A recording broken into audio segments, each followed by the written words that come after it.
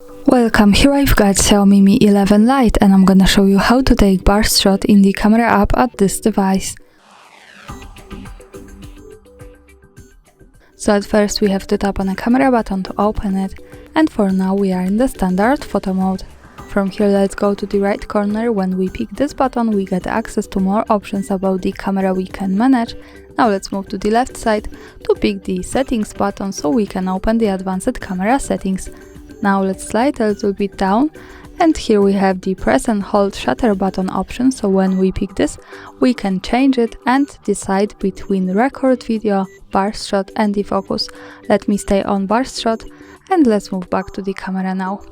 Now let me tap on the shutter a little bit longer, and as you can see here we have the countdown and we can take many pictures at the same time. So this is our burst shot. And that's all. Thanks for watching, subscribe our channel and leave the thumbs up.